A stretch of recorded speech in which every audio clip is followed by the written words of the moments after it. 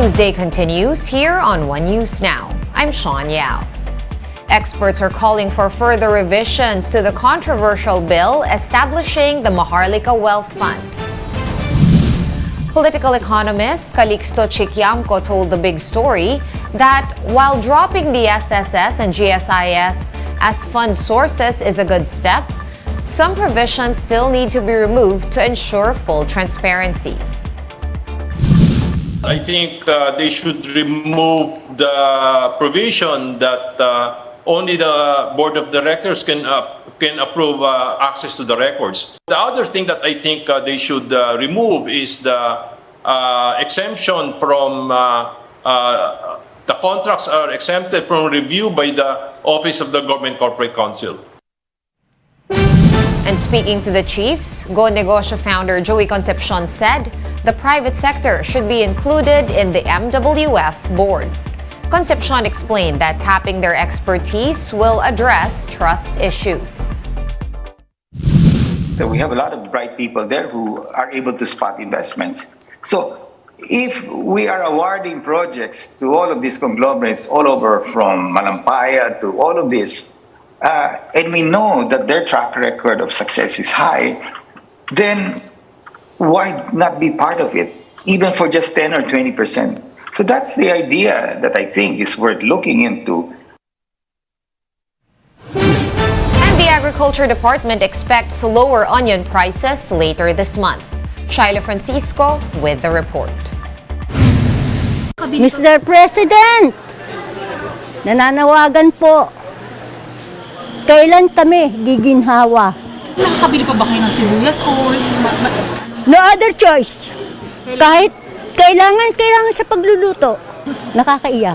Prices of onions remain high in Kamuning Market and other markets in Metro Manila. Red onions are priced between 240 to 300 pesos per kilo. Because of this, some retailers are cutting down on volume due to high input costs. Kasi baka biglang magbaba, dilugi ako. Paano mamahal ang bili mo tapos biglang bumaba? Paano yun? The Agriculture Department said onion prices may start to go down later this month due to early harvests. For now, the country still has an inventory of 10,000 metric tons of red onions. Sabi naman ng ating Bureau of Plant Industry, makakasurvive tayo at matatawid natin yan with the supply ngayon na inventaryo na nakikita natin. If you're looking at mga 3,000 metric tons, 3,000 metric tons siguro per week, habol pa tayo. Pero pag yan ay tumaas, mukhang tingnan natin ulit. But according to the Samahang Industriya ng Agrikultura, reduced harvests are expected this month due to the impact of recent typhoons. The group recommends the importation of onions for the holiday season.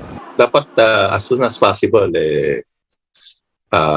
mag-issue na ng SPSIC. Within 10 days to 15 days naman makapasok ito. We hope na kung may pasok yan, mabenta ng 80 pesos yung puting sibuyas. Yun, makakatulong yun dun sa pula siguro at least bababa. The DA said they are still studying the inventory to avoid an influx of imported onions. Meron kang desisyon na mag-import, pero baka dito lang yung iba na sibuyas na yan sa ating paligid. That's why binabantayan na natin yung mga perto. Baka sa paligid, once you issue yung import permit, baka maglabasan yan. Sa timing at saka yung atin pong sistema. For now, the department is appealing to local onion producers and traders to release their stocks to help lower market prices. Shyla Francisco, we are One News.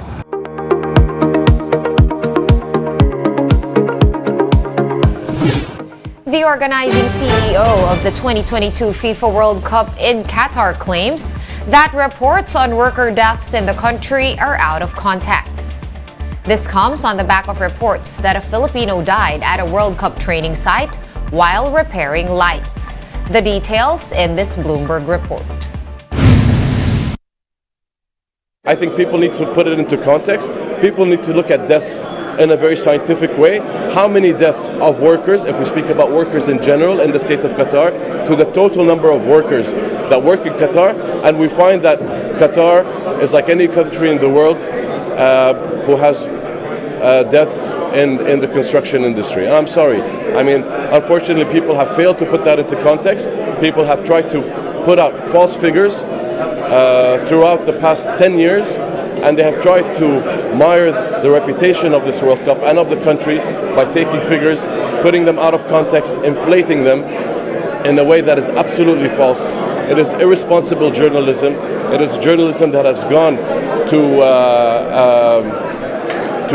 tarnish the reputation of this World Cup and of the country. And I think readers have become a lot smarter on this, and they have looked into this, and they have realized that the journalists and the media outlets that have been trying to propagate this figure have been, unfortunately, irresponsible with their journalism. When we talk about World Cup projects, we had 3 fatalities, 3 work-related deaths.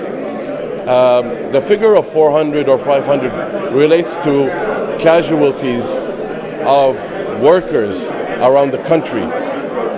We're not talking about World Cup, so I think there needs to be made a differentiation on these figures.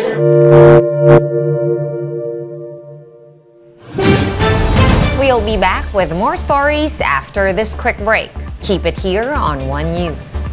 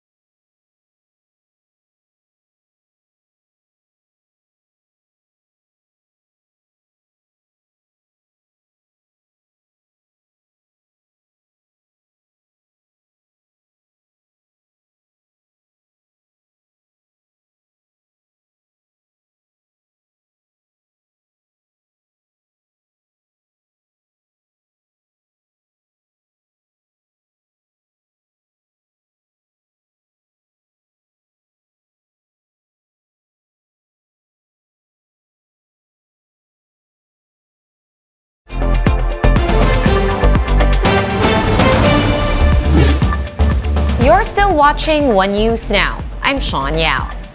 The city government of Baguio is seeing more and more tourists ahead of the holidays. Jenny Dongon with the story. Looking for a place to stay this holiday but don't have enough for a trip abroad? Then Baguio City may be one of the best options for you and your family.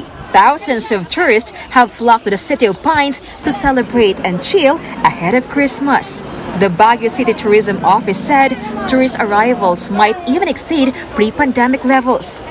Back in 2019, they recorded 1.5 million tourists. But during the first 11 months of 2022 alone, over 1.3 million people have already gone to Baguio. Supervising City Tourism Officer, Engineer Alec Mapalo says they're expecting 300 to 400,000 tourists this December alone. People are really rearing to travel after the travel restrictions for the past 2 years. So sinasabi nga nila, travel revenge is real. No? Medyo talaga maraming gusto magbiyahe.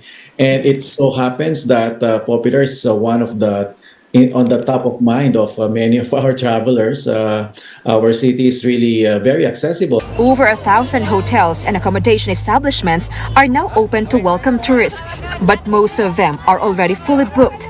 It's starting to become difficult to book for particularly yung mga peak days. Observe naming peak days are those yung approaching Christmas, no, starting 23 and up to New Year na yon. That week between Christmas and New Year, that's the most popular days for booking and accommodation here in Baguio. Yun ang medyo nalilimitahan na, particularly the big hotels, no, they are already declaring na 100% booked na sila, no. Halos isang linggo rin kami nag-check ng pagpapabook. Isang linggo rin. Oo. Medyo mahirap maghanap ng reasonable price. So, medyo mahirap. Tsaka lang. Romeo's family can attest to the influx of tourists in Baguio, as it took them a while to book for a hotel. Despite the difficulty in finding accommodations, tourists still enjoy the vacation. Like Josefa, who came all the way from Canada. Maganda. Kaya ang tagal kong hindi nakabalik dito at ang daming pagbabago. Marami nang pwedeng puntahan. One of the famous spots in Baguio is the Botanical Garden, while visitors can enjoy serenity during the day and bright lights and decors in the night. The local government is planning to increase the entrance fee from 10 peso to 100 pesos for adults and from 5 pesos to 25 pesos for kids.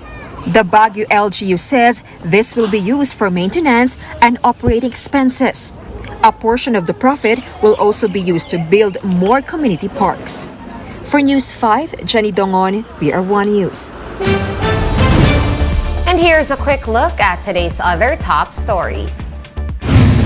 Supporters of suspended Corrections Chief Gerald Bantag gathered once again in Baguio City. Bantag attended the event on horseback with the group marching from Casa Vallejo to Ibaloy Park. Bantag's camp has yet to formally submit his counter-affidavit and instead is pushing for state prosecutors to inhibit from the Percy Lapid Slay case. Pag-asa says the low-pressure area off Surigao del Norte could further intensify this weekend. The LPA will be named Rosal once it develops into a tropical depression within the next 24 to 48 hours. And Filipinas Got Talent champion Jovic Baldivino has passed away at the age of 29. His family says that he was in a coma for 5 days after a blood clot was found in his brain. For more updates, visit News 5, The Philippine Star, and Business World online. Visit our website, onenews.ph, for more in-depth analysis.